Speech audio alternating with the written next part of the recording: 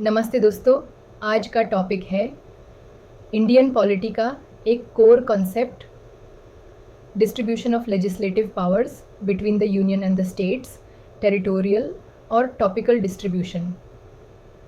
ये समझना इम्पॉर्टेंट है क्योंकि इंडिया एक फेडरल स्ट्रक्चर को फॉलो करता है, लेकिन कुछ यूनिटरी फीचर्स भी रखता है। चलिए टॉपिक को सिंपल लैंग्वेज में पार्ट्स में समझते हैं। Part 1, introduction. इंडिया एक क्वाजी फेडरल कंट्री है। इसका मतलब है कि यहाँ सेंटर और स्टेट्स दोनों के पास लेजिस्लेटिव पावर होती है, लेकिन सेंटर थोड़ा ज़्यादा स्ट्रॉन्ग है। तो अवॉइड कन्फ्यूजन और लॉ मेकिंग में ओवरलैप से बचने के लिए कॉन्स्टिट्यूशन ने क्लियरली बताया है कि कौन किस सब्जेक्ट पे लॉ बना सकता है। इससे कहते हैं distribution of legislative powers. Part 2, constitutional provisions. इस डिस्ट्रीब्यूशन को कंट्रोल करने के लिए कुछ की आर्टिकल्स है। आर्टिकल 245, लॉ किस एरिया या रीजन के लिए बनाया जा सकता है। आर्टिकल 246, लॉ किस सब्जेक्ट पे बनाया जा सकता है। आर्टिकल 254, जब यूनियन और स्टेट के लॉज टकराते हैं। 7th स्केड्यूल, जिसमें 3 लिस्ट्स दिए गए हैं, यूनियन लिस्ट, स्टेट लिस्ट और concurrent list. Part 3, topical distribution of powers subject wise. ये सब्जेक्ट वाइज डिवीजन कॉन्स्टिट्यूशन के 7th स्केड्यूल में दिया गया है। यहाँ 3 लिस्ट्स हैं। 1, यूनियन लिस्ट। लिस्ट आई सिर्फ पार्लियामेंट को राइट है इन सब्जेक्ट्स पर लॉ बनाने का। Total approx 97 subjects, mostly national importance के topics. Examples: defence, foreign affairs, atomic energy, currency, banking, railways जैसे। न्यूक्लियर एनर्जी पे लॉ सिर्फ सेंटर बना सकता है, स्टेट्स नहीं। 2, स्टेट लिस्ट। लिस्ट 2 इस लिस्ट पे सिर्फ स्टेट लेजिस्लेचर लॉ बना सकती है। अराउंड 66 सब्जेक्ट्स, ये मोस्टली लोकल या रीजनल इश्यूज होते हैं। Examples: police, public health, agriculture, water supply, state taxes, liquor regulation जैसे। केरला में अल्कोहल पे लॉ अलग हो सकता है गुजरात से। 3, कॉन्करेंट लिस्ट। लिस्ट 3 दोनों सेंटर और स्टेट दोनों लॉ बना सकते हैं। टोटल 47 सब्जेक्ट्स, कॉमन इंटरेस्ट के topics. Examples: marriage and divorce, education, forests, criminal law, adoption. अगर यूनियन और स्टेट का लॉ कॉन्फ्लिक्ट करे तो यूनियन लॉ प्रिवेल करेगा आर्टिकल 254 के अंडर। Residual powers. आर्टिकल 248, अगर कोई सब्जेक्ट इन 3 लिस्ट्स में नहीं है तो उस पे सिर्फ पार्लियामेंट लॉ बना सकता है। Example: cyber security, space laws, AI related laws, ये सब पार्लियामेंट के कंट्रोल में हैं। Part 4, territorial distribution of powers. अब बात करते हैं किस रीजन के लिए लॉ बनाया जा सकता है। आर्टिकल 225 कहता है पार्लियामेंट लॉ बना सकता है पूरे भारत के लिए, या किसी पार्ट के लिए स्टेट लेजिस्लेचर्स लॉ बना सकते हैं सिर्फ अपने स्टेट के लिए। एग्जाम्पल: दिल्ली के लिए लॉ पार्लियामेंट बना सकता है, लेकिन तमिलनाडु असेंबली सिर्फ तमिलनाडु के लिए लॉ बना सकती हैं। Extra territorial operation. पार्लियामेंट ऐसे लॉज बना सकता है जो भारत के बाहर तक भी एप्लीकेबल हो, अगर इंडिया के इंटरेस्ट से रिलेटेड हो। स्टेट्स के पास ऐसा पावर नहीं है। एग्जाम्पल: अगर एक इंडियन सिटीज़न फॉरेन कंट्री में कुछ इलीगल करता है तो पार्लियामेंट उसके लिए लॉ बना सकता है।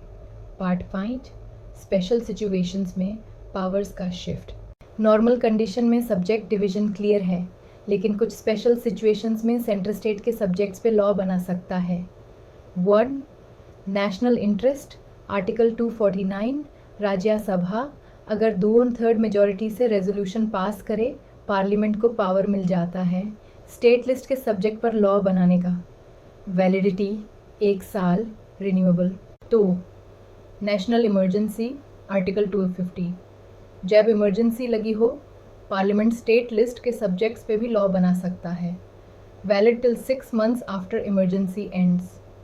3, स्टेट रिक्वेस्ट। आर्टिकल 252, 2 या ज़्यादा स्टेट्स पार्लियामेंट से रिक्वेस्ट करें पार्लियामेंट लॉ बनाए, वो सिर्फ उन्हीं स्टेट्स पे लागू होगा, बाकी स्टेट्स चाहें तो अस लॉ को अडॉप्ट कर सकते हैं। Example: water dispute tribunal act शोर, इंटरनेशनल अग्रीमेंट्स। आर्टिकल 253, पार्लियामेंट किसी भी सब्जेक्ट पर लॉ बना सकता है इंटरनेशनल ट्रीटी इम्प्लीमेंट करने के लिए, चाहे वो सब्जेक्ट स्टेट लिस्ट का ही क्यों ना हो। Example: climate change, WTO, WHO related agreements. 5. President's rule, Article 356. जब एक स्टेट में प्रेसिडेंट्स रूल हो तब पार्लियामेंट स्टेट के सब्जेक्ट्स पे लॉ बना सकता है for that state. Part 6, state law versus union law conflict. Article 254, अगर कंकरेंट लिस्ट के किसी सब्जेक्ट पे स्टेट लॉ और यूनियन लॉ दोनों बने हो और दोनों में कॉन्फ्लिक्ट हो तो यूनियन लॉ प्रिवेल करेगा. लेकिन अगर स्टेट लॉ को प्रेसिडेंट की असेंट मिल गई हो तो वो स्टेट में वैलिड रहेगा. एग्जाम्पल, केरला का लैंड रिफॉर्म लॉ जो सेंट्रल लॉ से कॉन्फ्लिक्ट करता है वैलिड है क्योंकि प्रेसिडेंट ने अप्रूव किया था. Part 7, judicial interpretation. Indian judiciary ने हमेशा फेडरल बैलेंस मेंटेन करने की कोशिश की है. कुछ important cases. 1. State of West Bengal versus union of India 1963. Supreme court ने कहा पार्लियामेंट नेशनल इंटरेस्ट के लिए स्टेट सब्जेक्ट्स पे लॉ बना सकता है. 2. केशवानंद भारती केस 1973. फेडरलिज्म को part of basic structure declare किया गया. 3. हुक्स pharmaceuticals v state of Bihar 1983. Article 254 के इंटरप्रिटेशन पे क्लैरिटी दी. Part 8, strengths and weaknesses of the system. Strengths, clarity in subjects, avoids overlap, promotes cooperative federalism, suits a diverse country like India. weaknesses, centre का ज़्यादा dominance, states के financial powers, limited concurrent list conflicts create करते हैं. Emergency powers का misuse हो सकता है. Suggestions for better balance, financial autonomy states को मिलनी चाहिए. इंटर स्टेट काउंसिल को स्ट्रेंथन करना चाहिए.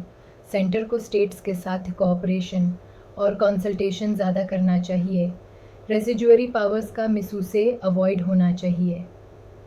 कंक्लूजन तो दोस्तों, इंडियन कॉन्स्टिट्यूशन ने लॉ मेकिंग पावर्स को यूनियन और स्टेट्स के बीच क्लियर डिवाइड किया है. यूनियन लिस्ट, सिर्फ सेंटर स्टेट लिस्ट, सिर्फ स्टेट्स कंकरेंट लिस्ट, दोनों. लेकिन सेंटर का प्रायोरिटी. टेरिटोरियल लेवल पर भी स्टेट्स अपने स्टेट तक लिमिटेड होते हैं जबकि पार्लियामेंट पूरे इंडिया और इवन भारत के बाहर तक भी लॉ बना सकता है. ये स्ट्रक्चर हमें यूनिट और यूनिटी दोनों देता है और अगर सेंटर और स्टेट मिलके कोऑपरेशन करें तो ये डिस्ट्रीब्यूशन सिस्टम इंडिया जैसे कंट्री के लिए परफेक्टली बैलेंस्ड है.